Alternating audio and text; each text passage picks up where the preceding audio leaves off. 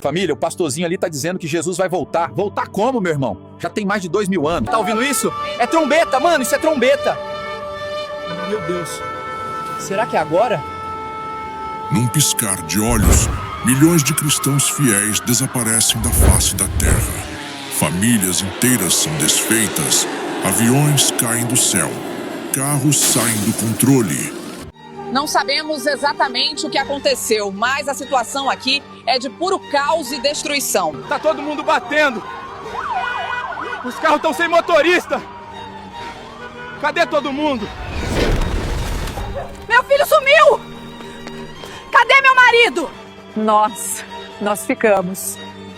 Eles foram e nós ficamos. Pastorzinho, o senhor estava certo. Me perdoa, Deus, por favor. É esse tipo de mensagem que está enganando o povo, fazendo as pessoas crerem em uma mentira, em um engano, como Paulo disse lá em 1 Tessalonicenses capítulo 2.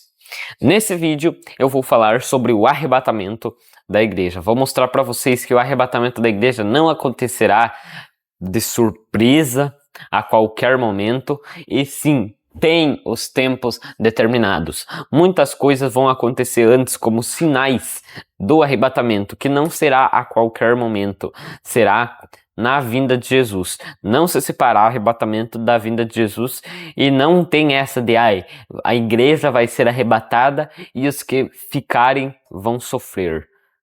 Não tá, isso não tem na Bíblia, e eu vou mostrar isso para vocês. Nesse vídeo eu não vou usar livros de pais da igreja, livros de reformadores, livros de pastores, pregações na internet. Eu vou usar as escrituras, vou te mostrar tudo pelas escrituras.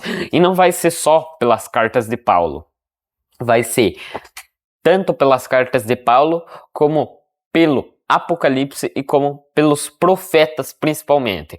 Porque, por incrível que pareça, quem mais falou sobre o arrebatamento da igreja foram os profetas. Então, se as pessoas estão ensinando errado sobre o dia do Senhor, sobre a vinda de Jesus e sobre o arrebatamento, é porque é falta de ler os profetas. Então eu vou te mostrar aqui vários textos dos profetas e você vai sair desse vídeo pós-tribulacionista, beleza?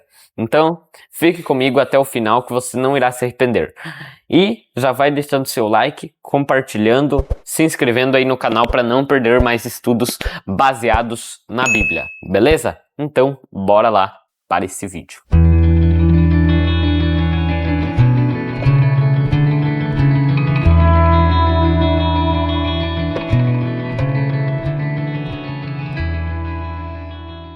Então, o primeiro texto que a gente vai ler aqui vai ser Atos 1, verso 9 ao 11. Esse texto vai dizer assim, ó, vamos começar lá pelo versículo 7. Versículo 6, né? Aqueles, pois, que se haviam reunido perguntaram-lhe: Senhor, restaurarás tu neste tempo o reino a Israel? E disse-lhes: Não vos pertence saber os tempos ou as estações que o Pai estabeleceu pelo seu próprio poder. Mas recebereis o poder do Espírito Santo que há de vir sobre vós, e ser-me-eis testemunhas, tanto em Jerusalém, como em toda a Judeia e Samaria, e até os confins da terra. E quando dizia isto, vendo-o eles, foi elevado às alturas, e uma nuvem o recebeu, ocultando-o aos seus olhos. Então Jesus foi elevado ao céu na vista de todos. Paulo vai falar lá em Gálatas que aqui tinha 500 pessoas reunidas, ou seja, 500 pessoas viram com seus olhos Jesus subindo aos céus. Por que eu estou dizendo isso? Porque no versículo 10 vai falar assim, ó: E estando com os olhos fitos no céu enquanto ele subia, eis que junto dele se puseram 2 homens vestidos de branco, os quais lhes disseram: Homens galileus, por que estáis olhando para o céu? Este Jesus que dentre vós foi recebido em cima no céu, há de vir assim como para o céu o vistes ir. Ou seja, Jesus subiu na vista das pessoas. Ele não desapareceu do nada, né? Ele subiu, e subiu do Monte das Oliveiras ainda, entende? Ou seja, Jesus subiu na vista de todos. E os anjos estão dizendo aqui, ó, da mesma forma que ele subiu, ele vai descer. Ou seja, assim como vocês viram ele subindo para o céu, assim vocês também vão ver ele descendo para a terra. Entende? Então, não existe essa questão de vinda secreta.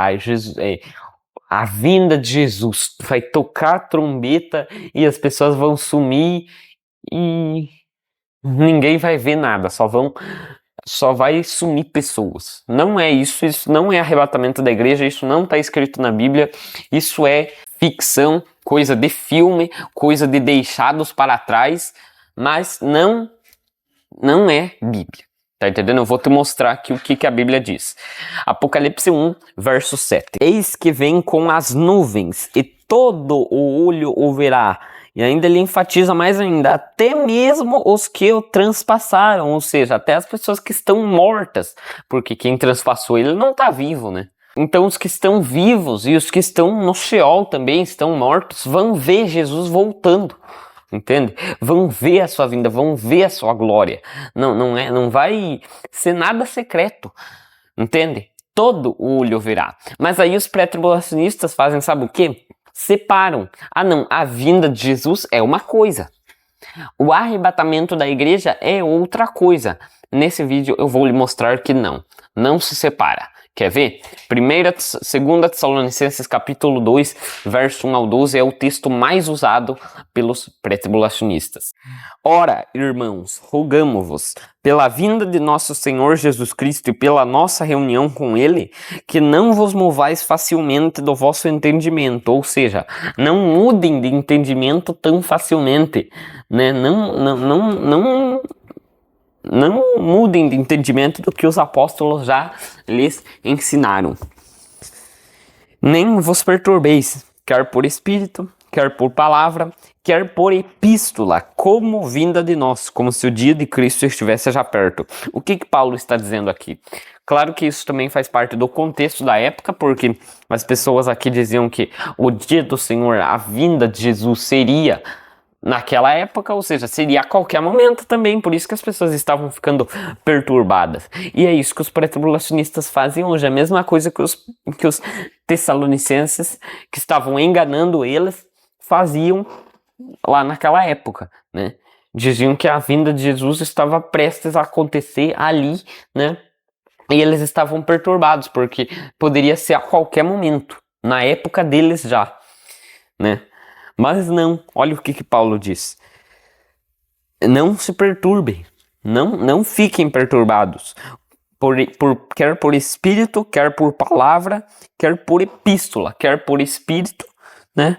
Porque as pessoas estavam perturbando o espírito dessas pessoas, né? Quer por palavra, ou seja, não deem ouvidos a qualquer pregação que vocês estão ouvindo, quer por epístola, como de nós, porque uma pessoa poderia pegar a carta de Paulo, poderia pegar, né, escrever ali uma carta e falar, essa carta aqui é do apóstolo Paulo. Naquela carta que a pessoa escreveu e falsificou com o nome de Paulo, ela dizer que a vinda de Jesus será na nossa época.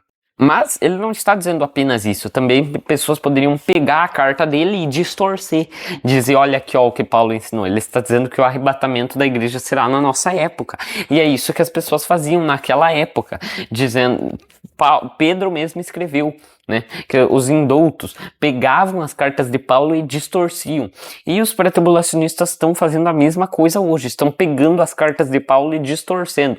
Alguns chegam até ter coragem de dizer que Paulo cria que o arrebatamento da igreja seria na época dele. Mas, então, Paulo é o cara mais bipolar da história, mais contraditório, porque além dele não falar nada com clareza, ainda ele mesmo se contradiz. Se Paulo cria que o arrebatamento da igreja seria na época dele, então por que ele está falando para as pessoas não se perturbarem com quer por espírito, quer por palavra, quer por epístola, de pessoas que diziam que o arrebatamento seria na época dele? Ou seja, Paulo está combatendo essas pessoas. Tá vendo como que é falta de Bíblia crer no arrebatamento secreto? ninguém de maneira alguma vos engane, porque não será assim, ou seja, esse dia não virá. Qual dia? O dia da vinda do nosso Senhor Jesus Cristo e da nossa reunião com Ele. Tá vendo que ele não colocou assim, a nossa reunião com Ele e o dia da sua vinda? Não, ele colocou primeiro a vinda e depois a nossa reunião com Ele.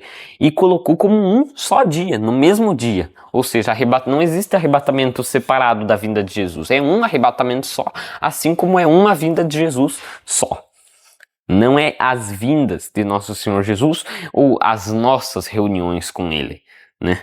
É uma vinda e uma reunião, e a reunião com Ele, o arrebatamento, se dá através da vinda. Ou seja, para acontecer o arrebatamento da igreja, primeiro Jesus tem que voltar.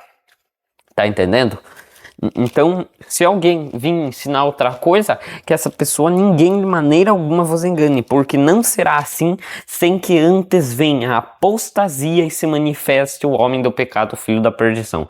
Ou seja, para o arrebatamento da igreja acontecer, tem os tempos determinados. Primeiro tem que vir a apostasia e se manifestar o anticristo, que é o homem do pecado, filho da perdição, o qual se opõe, se levanta contra tudo o que se chama Deus ou se adora, de sorte que se assentará como Deus no templo de Deus, querendo parecer Deus. Não vos lembrais de que estas coisas vos dizia quando ainda estava convosco?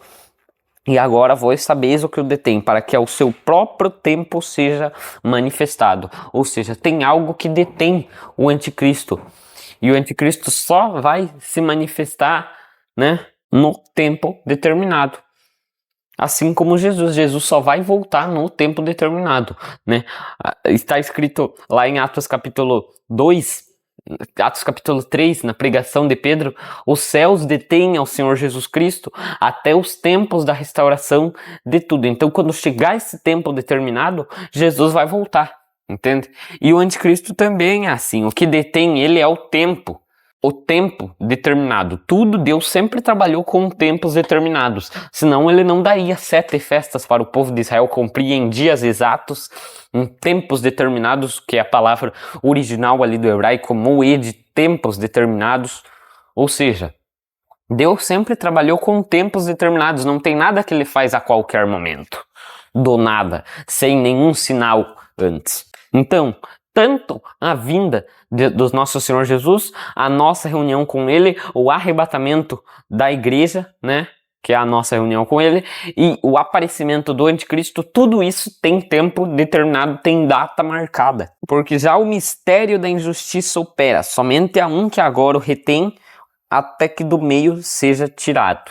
Muitas pessoas pegam esse versículo 7, que está escrito assim: porque já o mistério da injustiça opera, somente há um que agora detém o anticristo, até que do meio seja tirado, e falam: olhe, quem detém o anticristo é o Espírito Santo, então o Espírito Santo precisa ser tirado para que o anticristo apareça. Heresia nível hard. Sabe por quê? Porque Paulo mesmo já falou ali que a vinda do nosso Senhor Jesus Cristo e a nossa reunião com Ele não acontecerá sem que antes venha a apostasia e se manifeste o homem do pecado. Então quem tem que se manifestar primeiro é o homem do pecado, para daí acontecer o arrebatamento. E daí, se Paulo acredita que o Espírito Santo é que vai ser tirado para a igreja ir junto e ao arrebatamento da igreja que detém o anticristo, então ele é um contraditório. Ele mesmo se contradisse aqui em questão de 5 versículos. Ele já houve uma contradição aqui na carta dele. Tá entendendo? Então não é o Espírito Santo que vai ser tirado, porque ele mesmo falou que para o arrebatamento da igreja acontecer, tem que primeiro o anticristo aparecer.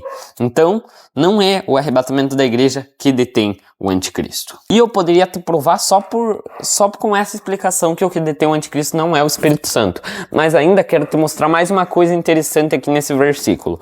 Essa palavra seja tirado no grego vem da raiz ginomai, e a palavra que seja tirado é genetai, que no grego não aparece em nenhum versículo da Bíblia como ser tirado. Essa palavra genetai, aqui no grego, aparece em todos os textos como vir a aparecer, entrar em ação, aparecer na história, aparecer no cenário. E ainda aqui tem a palavra do meio, né? Que muitas traduções retiram essa palavra. Escrevem assim: porque o mistério da injustiça opera, e há um que agora retém até que seja tirado. Mas aqui tem a palavra do meio também. Ou seja, há um que detém o anticristo até que no meio venha a aparecer, venha a entrar em ação. Ou seja, quem que vai entrar em ação? Quem que vai aparecer no meio? É só nós olharmos lá para as profecias de Daniel. Quem que aparece no meio?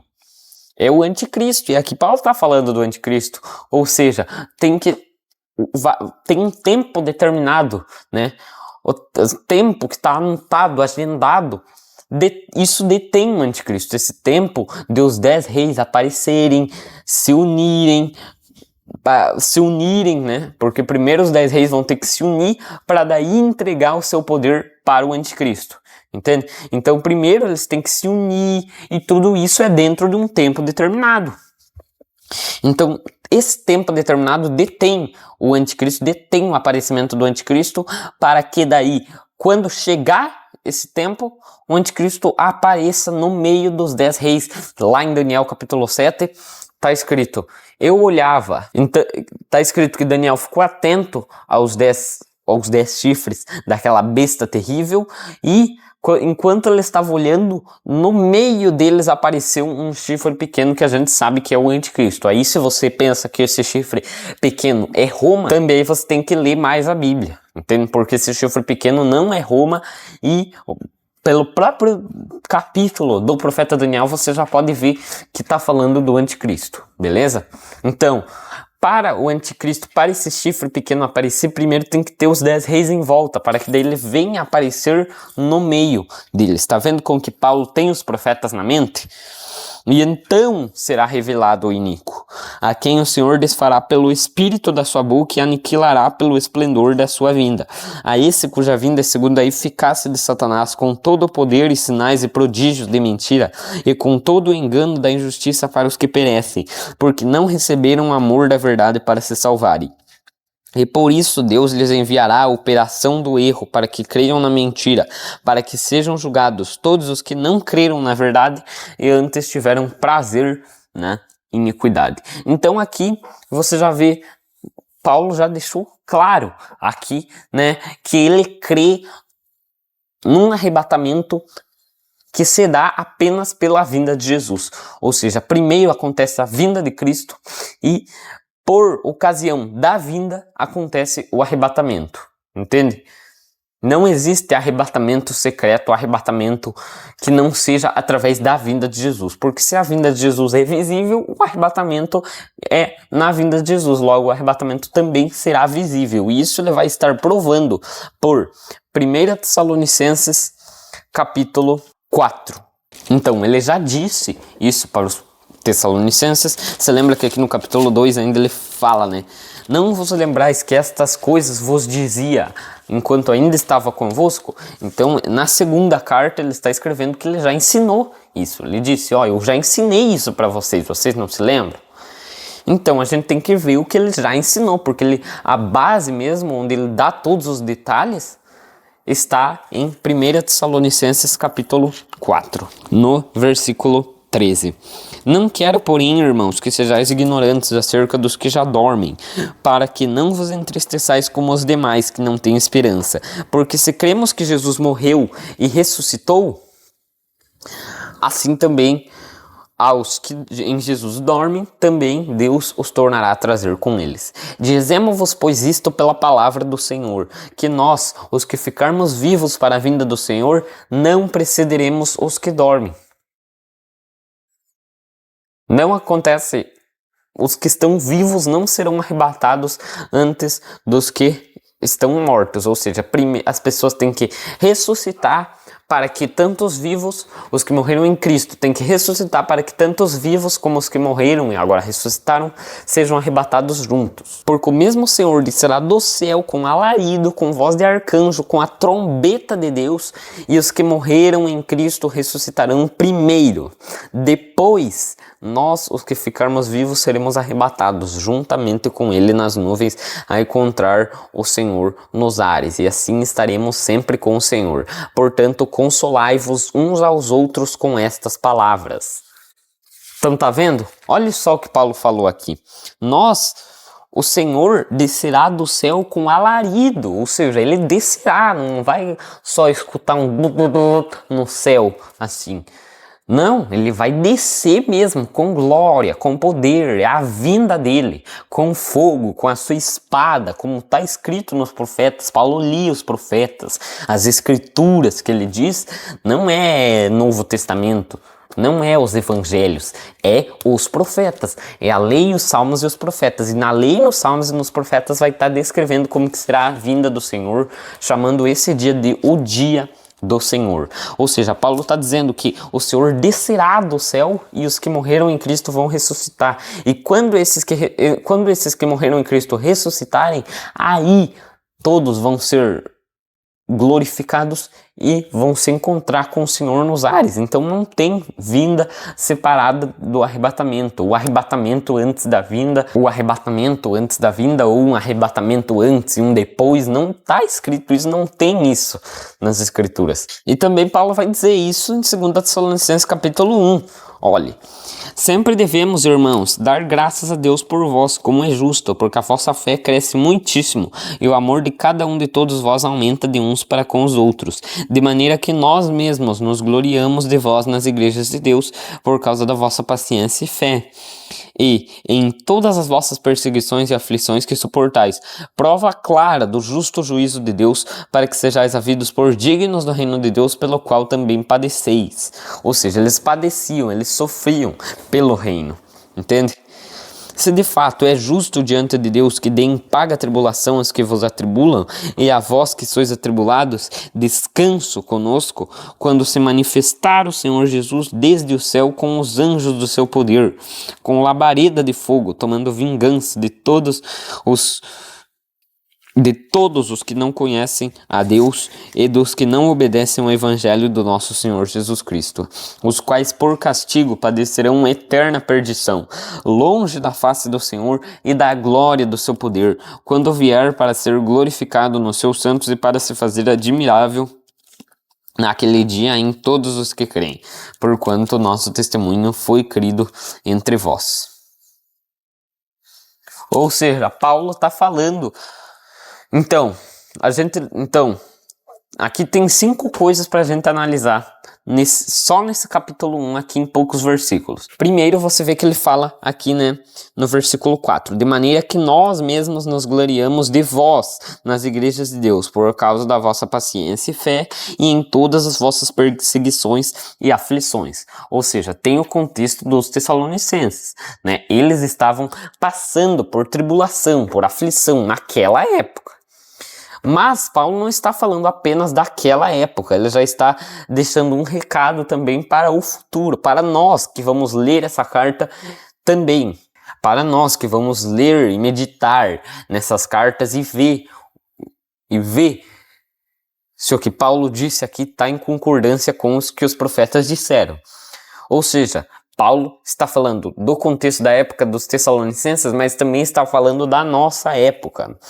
Eles sofreram pelo nome do Senhor Jesus, eles passaram por tribulação, assim também nós passaremos por tribulação. A última geração dos santos, os que estiverem vivos para o arrebatamento da igreja, estes desse tempo passarão por tribulações. Não vai ser mamata, não vai ser arrebatamento a qualquer momento. Ou seja, Paulo já está falando de 2 momentos aí. Terceiro ponto. O descanso é só na vinda. Ele mesmo está dizendo aqui, não adianta você querer alterar vírgula, ponto, que nem alguns pastores pré-tribulacionistas estão fazendo por aí, querendo modificar esse texto. O texto aqui está dizendo, que os que são atribulados terão descanso só na vinda de Jesus, quando ele se manifestar. Manifestar é na vista de todos, não é uma manifestação oculta, não existe isso. Se é vinda, se é manifestação, se é glorioso, é que todos podem ver. Tá entendendo? Ou seja, o descanso é só no arrebatamento. Entende? Só existe descanso no arrebatamento. É o que Paulo está descrevendo aqui. Ele está descrevendo o arrebatamento, né? Mas ele está falando que será apenas na vinda de Jesus. Quarto ponto. Paulo não tinha evangelho. Ele não leu. Paulo não tinha os evangelhos. Paulo não tinha lido o evangelho de Mateus, capítulo 24, para ver o que Jesus disse, para falar, olha aqui, ó, Jesus falou que a vinda dele vai ser assim, então vou escrever aqui. Não, ele não tinha os evangelhos, tanto é que o evangelho de Mateus foi escrito depois dessa carta aqui, né? E Paulo também não tinha os outros evangelhos, Marcos, Lucas, João, mas ele mesmo assim já sabia, né, o que ia acontecer na vinda de Jesus. E aqui também não foi, porque Jesus apareceu, sentou lá na mesa dele e falou, ô Paulo, vem aqui, pegue aí papel e caneta e vamos aprender, vou te ensinar agora como que vai ser a minha vinda. Não foi isso. Paulo lia os profetas. Esse é o quinto ponto. Paulo tinha os profetas e tudo que ele falou aqui, até essa questão de trombeta de Deus, alarido, voz de arcanjo, trombeta de Deus, ele tirou dos profetas. Eu vou te mostrar. Primeiro texto, Daniel, capítulo 7, verso 21 ao 22. O contexto desse capítulo aqui é aquilo lá que Paulo falou, que eu falei anteriormente, né? O chifre pequeno, ele aparece no meio dos 10 reis, ele faz guerra contra os santos. E daí, olha só o que vai dizer aqui no versículo 21. Daniel olhava, e eis que este chifre fazia guerra contra os santos e prevalecia contra eles, até que veio o ancião de dias e fez justiça aos santos do Altíssimo, e chegou o tempo em que os santos possuíram o reino. Tá vendo? É igual o que Paulo falou lá, só que de forma mais resumida. Mas o que Paulo está falando lá em 2 Tessalonicenses capítulo 1, capítulo 2 e 1 Tessalonicenses capítulo 4 é tudo que está aqui em Daniel capítulo 7. O anticristo está fazendo guerra contra os santos, ou seja, os santos estão passando por tribulação, e ele está vencendo ainda, entende? Ele está fazendo guerra contra os santos e está vencendo. Ou seja, as pessoas, os santos do Altíssimo e a igreja, né? Não adianta a pessoa negar, dizer que aqui esses santos do Altíssimo são só judeus, porque daí quando é coisinha boa, é para a igreja, né? É para nós vamos ser arrebatados antes. Mas daí quando é tribulação, sofrer pelo nome do Senhor Jesus, isso é para os judeus que negaram Jesus e vão ficar na tribulação. Não é isso, está dizendo aqui que são os santos do Altíssimo, os que forem dignos de serem arrebatados depois da grande tribulação, que não existe arrebatamento antes. Ou seja, os santos do Altíssimo estão passando por tribulação e o anticristo está vencendo eles. Claro que ele vence a carne, né? E Jesus mesmo disse, não temam os que matam o corpo, mas não podem matar a alma. Ou seja, as pessoas vão matar mesmo os santos. Vão matar, vão fazer eles sofrer. Entende? Vão calar eles, decapitando, crucificando, queimando vivo. Esse foi o tipo de tribulação que os apóstolos passaram. E será esse mesmo tipo de tribulação que os santos do Altíssimo vão passar na grande tribulação.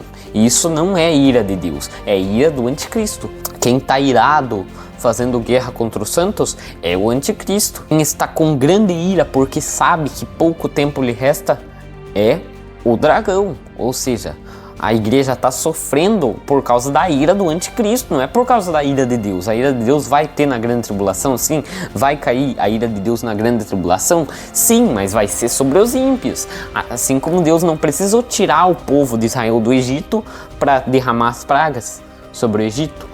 Mesmo os israelitas estando no meio do Egito, lá, as pragas não caíam sobre eles. Ou seja, vai ser assim. A ira de Deus são as pragas que vão cair sobre os ímpios. Mas isso não significa que eles não passavam por tribulação. Eles ainda continuavam sendo maltratados, chicoteados, mortos até Tá entendendo? Eles ainda continuavam passando pelas suas tribulações. E assim vai ser na grande tribulação. Quando diz que a igreja, que Deus não nos destinou para a ira, ele não está dizendo assim, Deus não nos destinou para sermos mortos na mão do anticristo. Porque senão todos os apóstolos foram instrumentos da ira de Deus. Pedro foi crucificado de ponta cabeça, Paulo foi decapitado, Estevão foi apedrejado, André foi crucificado. Todos os apóstolos foram mortos de maneira ali brutal, excluindo João, né?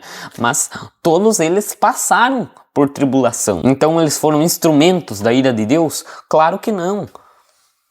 Paulo ainda diz que é para nós nos alegrarmos quando sofremos pelo nome de Jesus. Isso é a prova que se nós permanecermos firmes até o fim, ali, mesmo nos sofrimentos, mesmo diante da face da morte, nós seremos achados dignos de sermos arrebatados, de reinarmos com Cristo. Tá entendendo?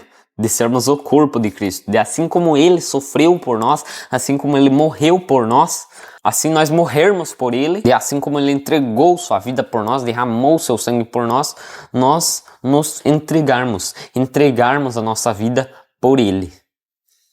Não estou dizendo que todos para ser igreja de Cristo vai ter que morrer, vai ter que sofrer. Quem não sofrer não vai ser arrebatado. Porque muitas pessoas creem em Deus, fazem boas obras, mas não sofrem. E isso não significa que essa pessoa não é digna de ser arrebatada. Mas os que estiverem vivos naquele tempo, está escrito sim, está escrito aqui que eles vão passar por tribulação e alguns ainda serão entregues para serem pisados.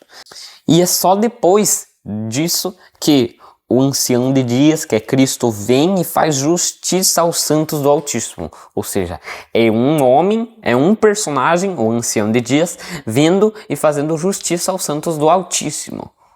Mas como ele não é o Altíssimo? Mas é porque ele está vindo e fazendo justiça, o Filho vindo e fazendo justiça aos santos do Pai. É nessa questão que tá dizendo, entende? Ou seja, ele é só depois desse sofrimento, dessa tribulação, que ele vem para derrotar o chifre pequeno, para desfazer esse animal terrível e fazer justiça aos santos do Altíssimo. Ou seja, depois disso que eles alcançam o descanso. Tá entendendo? E aí sim que vai fazer sentido a palavra descanso. Porque se você não tá passando por tribulação nenhuma, como que daí no final, vou alcançar o meu descanso? Tá entendendo? E quando Paulo tá dizendo que nós passamos por tribulação, ele não tá falando que tá faltando dinheiro para comprar gás. Não é isso. Ele tá falando de tribulação, de sofrermos pelo nome do Senhor, de sermos maltratados, entende? Zombarem de nós por estarmos pregando de Jesus, né? Mas hoje em dia, se pegou uma gripe, já tá dizendo que passou por uma tribulação. Não, nada a ver. E ainda é esse tipo de pessoa que se acha digno de ser arrebatado. Nem os apóstolos não foram dignos de serem arrebatados para não sofrerem. E essa igreja de hoje, que só sabe fazer meme na internet, quer ser arrebatada na frente dos apóstolos. Não, haverá sim sofrimento. E muitas dessas pessoas... haverá sim sofrimento, e a igreja deve estar ciente disso, porque muitas dessas pessoas que creem no arrebatamento secreto, quando chegar a hora, elas não vão estar preparadas para a grande tribulação, vão estar esperando ser arrebatadas antes, vão ser frustradas porque não vai acontecer arrebatamento nenhum, e isso vai causar uma apostasia. E o sangue dessas almas aí, né, que se afastarem do Senhor, vai cair sobre os que ensinam, os que espalham essa doutrina. Então, se você está ensinando aí que a igreja vai ser arrebatada antes da grande tribulação, pode ficar ciente de que o sangue das pessoas que se desviarem por causa dessa sua doutrina vai cair sobre você. Tá ligado? Oi, Oi, o que você está fazendo? comendo uma maçã. Então, o próximo texto aqui que a gente vai ler é Daniel capítulo 11, a partir do verso 32. Aqui no verso, mas na verdade eu vou pegar lá o verso 21 para vocês estar cientes do que está falando aqui nesse texto. Quer ver? Olha, verso 21 está falando assim: depois se levantará um homem vil. Em seu lugar, daí tá falando dos reis anteriores aqui.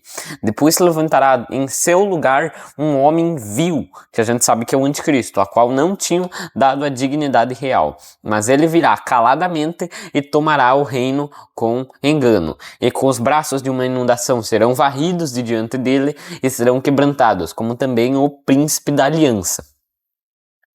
Então a gente sabe que está falando do anticristo nesse contexto. Agora vamos para o verso 32. E aos violadores da aliança, ele com lisonjas perverterá, mas o povo que conhece ao seu Deus se tornará forte e fará proezas. Quem é esse povo que conhece ao seu Deus, que se tornará forte, que fará proezas? São os santos do Altíssimo. Tá entendendo? O povo de Daniel não está falando apenas de judeus, porque agora, pelo sangue de Cristo, os judeus e gentios estão unidos, entende? São um só povo. Então, se você separa judeus de igreja, a judeus que creem em Jesus, de gentios que creem em Jesus, aí você já está anulando o sacrifício de Cristo, porque o sacrifício de Cristo foi justamente para unir judeus e gentios. Até tem uma live que eu explico detalhadamente isso com o irmão Luciano, do canal É Tempo de Semear, e vou deixar aparecendo aqui na tela. Tá entendendo? Então, se você diz que judeus que creem em Jesus é uma coisa e gentios que creem em Jesus é outra coisa, você está anulando o sacrifício de Jesus.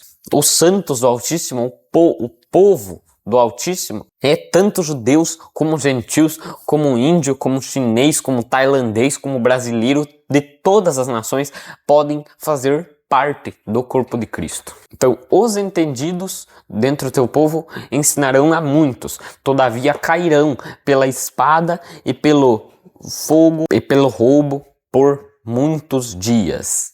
Dias do qual está escrito lá em Apocalipse capítulo 11, Daniel capítulo 7, 9, né? 1260 dias, 3 anos e meio. E caindo eles, serão ajudados com pequeno socorro, mas muitos se ajuntarão a ele com lisonja. Ou seja, Deus vai estar protegendo sim essas pessoas, mas mesmo assim ainda elas vão padecer na mão do anticristo, vão morrer. É o que está lá em Apocalipse capítulo 11, entende? Por 3 anos e meio, as duas testemunhas, que não são dois homens literais, judeus e gentios unidos, é a igreja de Cristo que são essas duas testemunhas. Por 3 anos e meio elas estão pregando o evangelho e Deus não vai permitir que ninguém levante a mão contra elas, e quem levantar a mão contra elas vai ser consumido pelo fogo. Tá entendendo? Vai ser consumido pelas pragas que elas vão estar derramando. Mas, porém, acabado esse tempo da sua profecia, elas não vão mais ter esse poder de se proteger. Elas vão ser mortas. Tá entendendo? Por 3 dias e meio. 3 dias e meio proféticos. 3 anos e meio, no caso. Já expliquei também isso no vídeo passado. Vou deixar ele aparecendo aqui na tela também. Ou seja, 3 anos e meio de pregação, ninguém pode levantar a mão contra a igreja, e 3 anos e meio de morte, de tribulação, onde os santos do Altíssimo vão estar, o anticristo vai estar fazendo guerra contra eles e vai estar vencendo. Aí muitos vão ser entregues, muitos vão cair pela espada, pelo fogo, pelo cativeiro, pelo roubo por 1260 dias. Outros vão ser, sim, preservados, vivos até o fim, mas mesmo assim vão estar passando a tribulação, porque vão estar no deserto. Tá entendendo? Vou falar também sobre isso um pouco mais pra frente. Esse vídeo eu creio que vai ser dividido em 2 partes, parte 1 e parte 2. Então na parte 2 eu vou estar explicando mais sobre isso. Então essas pessoas que cairão, alguns dos entendidos cairão, elas vão cair para serem provadas, purificadas, embranquecidas. Tá vendo? Então é uma provação para elas saírem dignas, para elas saírem purificadas, embranquecidas. Então para isso precisa haver uma provação. Assim como a prata. A prata, para ela ser refinada, para tirar toda a impureza, para ela ficar impecável, ela precisa passar por uma fornalha ardente, né? Ser esquentada, ser derretida, para que toda a impureza seja tirada. E quando ela refletir a imagem do ferreiro, aí ele sabe que a prata está purificada, tá no ponto certo, né? E assim também com os santos do Altíssimo. Eles precisarão passar por provação, representado numa fornalha ardente, né? Até no próprio livro de Daniel vai falar sobre essa fornalha ardente. Vão precisar passar por provações, cair pela espada, cair pelo roubo, cair pelo cativeiro, sofrer assim como Cristo sofreu. Quando eles refletirem a imagem do seu Senhor, aí chegou a aprovação. E isso até ao fim do tempo. Ou seja, não vão passar por tribulações da vida para daí, quando chegar o tempo da tribulação, elas serem arrebatadas. Não é isso. Elas vão passar pela tribulação até o fim do tempo, até a vinda de Jesus, porque será ainda para o tempo determinado, ou seja, tem um moed, tem tempos determinados, tudo está agendado, tudo está marcado. Tudo acontece em tempos determinados. Deus sempre trabalhou assim. Então, a vinda do Senhor Jesus e a nossa reunião com Ele, a vinda do Senhor e o arrebatamento da igreja, tudo isso tem tempo determinado. Paulo sabia disso e por isso que ele escreveu lá em 2 Tessalonicenses: ninguém de maneira alguma vos engane, porque esse dia não virá antes da apostasia e da manifestação do homem do pecado, o filho da perdição. Ou seja, tem o tempo determinado. Tem um tempo determinado para o anticristo aparecer e tem um tempo determinado para que Jesus venha. E tem um tempo determinado para o arrebatamento da igreja, que se dá através da vinda de Jesus. Paulo sabia disso. Ele leu os profetas. Ele leu Daniel capítulo 2. Paulo sabia disso. Paulo lia os profetas. Tanto é que os bereanos analisavam as cartas dele para ver se estava em conformidade com as escrituras. E estava. Por quê? Porque Paulo lia os profetas. Paulo sabia que na estátua de Nabucodonosor, aquela estátua com cabeça de ouro, os peitos e os braços de prata, representando reinos, o ventre e as coxas de bronze, as pernas de ferro e os pés de barro misturado com ferro, a pedra vinha e batia nos pés da estátua, porque tinha um tempo determinado. O tempo determinado era o tempo do fim, o tempo do reinado do barro e do ferro, que a gente sabe que vai ser o império do anticristo. E dos 10 reis, 10 dedos, 10 reis. Então a pedra vinha e destruía ali, entende? Nos pés da estátua. Não destruía na perna, não destruía na coxa, não destruía no peito, não dava uma pedrada na cabeça, né? Destruía os pés da estátua e assim destruía o resto da estátua. Ou seja, tinha um tempo determinado. O tempo determinado está ali, nos pés da estátua. Não é no tempo de Roma, porque senão a pedra bateria nas pernas. Não era no tempo da Grécia, senão a perna bateria nas coxas da estátua. Não foi no tempo da Pérsia, porque senão bateria no peito. E nem no tempo da Babilônia, senão bateria na cabeça. Vai ser no tempo dos pés, no tempo do fim. Tem um tempo determinado, entende? Primeiro tem que aparecer esses 10 reis, os 10 dedos da estátua, daí aparecer o anticristo, daí passar mais 7 anos para daí chegar esse tempo determinado, o tempo da vinda de Jesus. Tudo está agendado, tudo está marcado, Deus sempre trabalhou assim. Então essa de dizer arrebatamento será a qualquer momento já vai contra o plano de Deus, porque Deus não age assim, Ele deixou os tempos marcados. Será a qualquer momento, pegará de surpresa quem não estiver preparado, quem estiver vivendo a sua vida. Jesus mesmo disse isso. Engraçado que os pré-tribulacionistas gostam de pegar textos isolados, eles gostam de pegar só aquele texto lá que está dizendo, né? Vigiem porque não sabeis o dia nem a hora. Mas o resto do próprio capítulo ali de Mateus 24 e 25, eles não pegam, porque lá no Mateus 24 está escrito: se o dono da casa soubesse a que horas o ladrão viria, ele ficaria preparado. Ou seja, ele está dizendo dos que não estão preparados. Ou seja, se a pessoa conhecer os tempos determinados, ela vai estar preparada. E não vai ser pega de surpresa. Entende? Ela vai saber a hora que o ladrão vai vir, ela vai saber os tempos determinados, ela vai saber o tempo determinado em que Jesus vai voltar. Jesus também disse que será como nos tempos de Noé. Nos tempos de Noé as pessoas comiam, bebiam, casavam, se davam sem casamento, até o dia que Noé entrou na arca, e eles nem perceberam, e o dilúvio veio e levou a todos eles. Mas Noé e a sua família sabiam o tempo determinado. Deus mesmo avisou: vão, entrem na arca e fiquem 7 dias lá. Porque passados 7 dias vai vir sobre a terra as águas do dilúvio. Então não pegou Noé e sua família de surpresa, eles sabiam o tempo determinado. Pegou os que estavam de fora da arca, aqueles pegou de surpresa, porque eles não sabiam, eles não estavam ligados, tá entendendo?